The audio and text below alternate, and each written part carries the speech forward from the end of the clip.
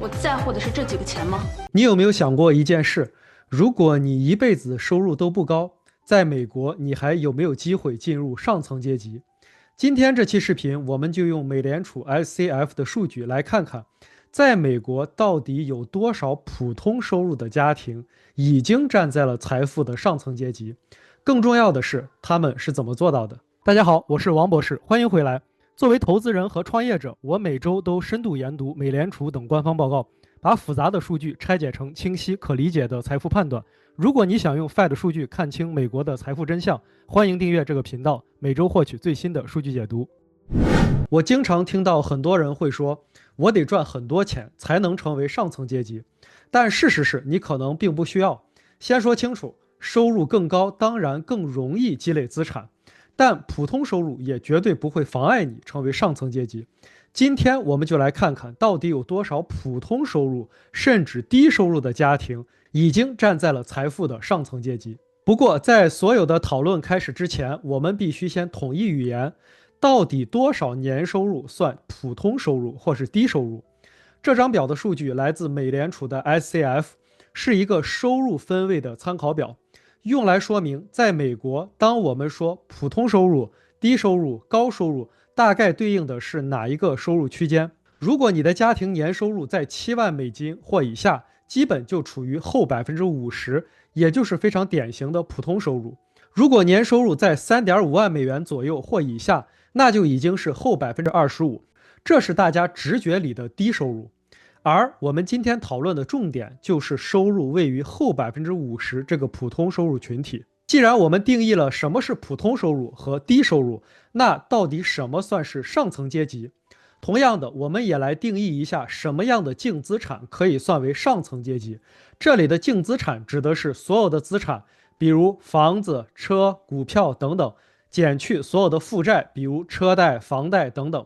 下面这张表来自于美联储 SCF 的财富分位的阈值整理，你可以看到美国家庭净资产要进入前10%，这个门槛大约是190万美元左右，这通常被认为是上层阶级的正式入口。而要进入前1%，家庭净资产的门槛大约是1160万美元左右。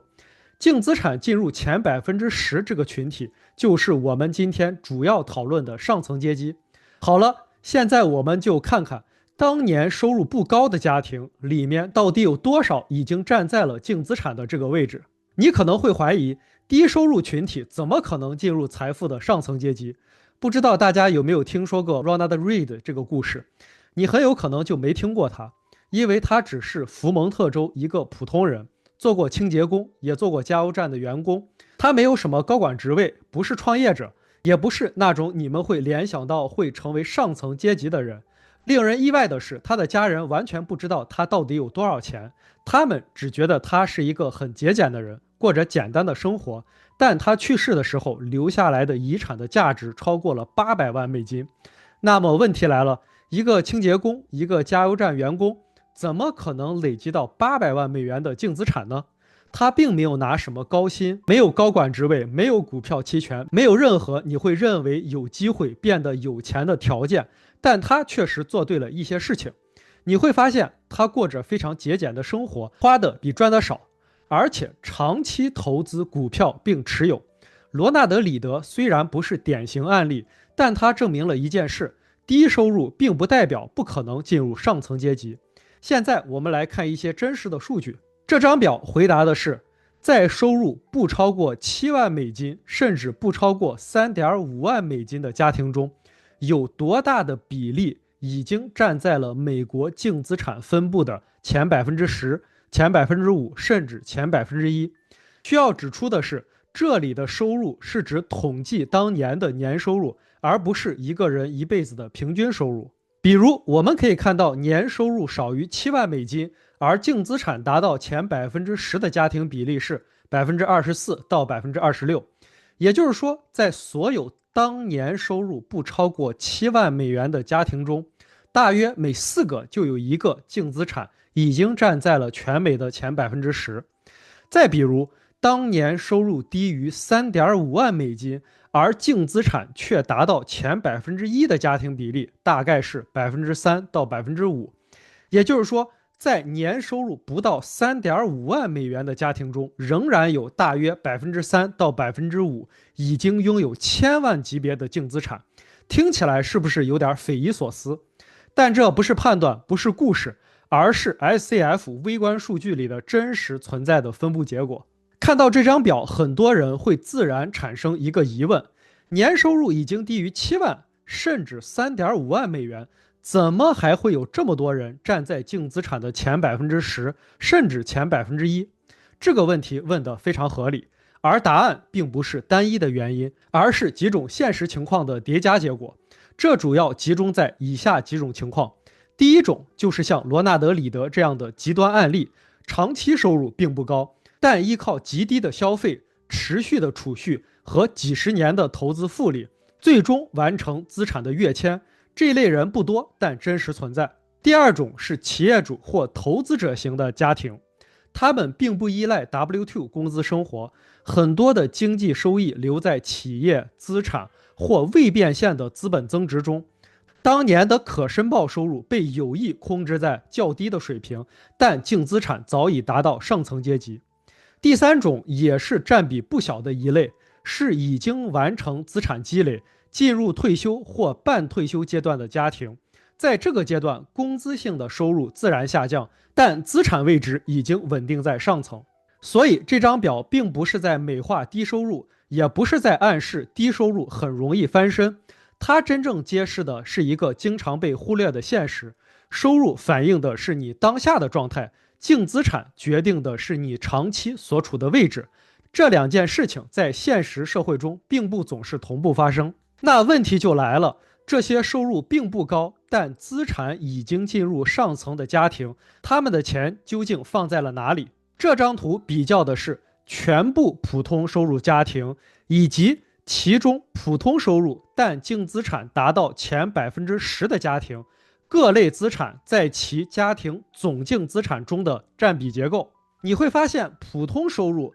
但高净资产的这些家庭并没有凭空变富，也不是靠一次性的暴富或高风险的压注，而是在资产结构上做出了长期稳定、方向明确的选择。和整体普通收入的家庭相比，收入不高但净资产进入前10%的家庭，他们明显更少的把财富集中在自住房上，而是把更多的资源配置到了3类资产上。第一是退休账户，比如 401k、IRA 这类账户，在普通收入高净值家庭的资产结构中占比很高，达到30%到35%，说明他们更早、更持续地进行长期的资本积累。第二是投资性的资产，包括投资房和金融资产，在总资产中合计占比达到25%到35%。这些资产并不是直接提高当年的收入，但却在长期中不断放大净资产的规模。第三是商业与企业资产，即使占比看起来不算非常高，但一旦存在，就会显著改变一个家庭的资产上限。到这里，我们已经知道了2件事情：第一，低收入的家庭中确实已经有人站在了财富的上层；第二，他们靠的不是收入，而是资产结构。对了，如果你觉得这些财务数据和案例分析对你有帮助，欢迎订阅这个频道，后续会持续分享类似的内容。如果你把这些普通收入但净资产在前10%家庭的各类资产持有率拆分得更细，你会发现一个非常一致的事实：退休账户几乎是标配，拥有投资房的家庭超过1/5，拥有商业资产的家庭比例也超过了1/5。而一旦家庭拥有了商业或股权的资产，净资产的上限就被明显的拉高。而同时拥有这几类资产的家庭，我们几乎可以肯定，他们已经有多重的收入来源了。而如果你去研究百万富翁，也会发现一个共同点，他们大多拥有多重收入来源。根据美国国税局 IRS 的数据，富人平均拥有的不是2-3个，而是7个不同的收入来源。富人早就学会了不再依赖朝9晚5的单一工作，他们的秘诀是让钱在睡觉时也能替他们赚钱，也就是拥有了更多的资产系统。所以真正的差异并不在于一年要赚多少钱，而是在于你有没有真正进入资产系统。那下一个关键的问题是，普通收入但进入净资产上层这件事情，大多是在什么年龄段发生的？刚才我们已经看到了，收入处于后50%的家庭中，确实有相当一部分已经进入了净资产的上层区间。但一个更关键的问题是，这一切是什么时候发生的？是年轻的时候就完成了净资产的跃迁，还是一个需要几十年慢慢积累的过程？这正是下面这张表我们要回答的问题。在40岁以下的普通收入的家庭中，有82%到86%的家庭的净资产处于后50%，不到20万美金，这很容易理解。有10%到13%进入了净资产的前25%，超过100万美金；只有2%到3%进入了净资产的前10%，超过了190万美金。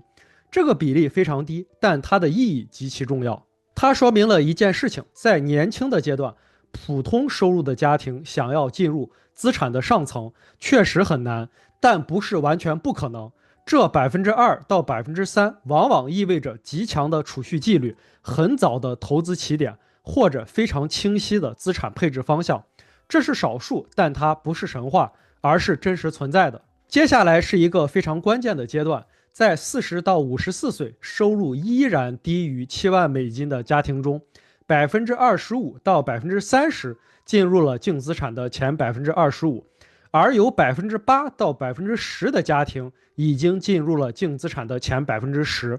这就已经不再是极个别的现象。你要意识到一件事情，这是一个仍然在工作年龄段的人群，不是退休人群，没有完全退出劳动力的市场。这说明什么？只要长期坚持资产的积累，即使收入并不高，在中年阶段已经开始出现了明显的阶层分化。下面这一组是整张表中最震撼也最容易被低估的部分。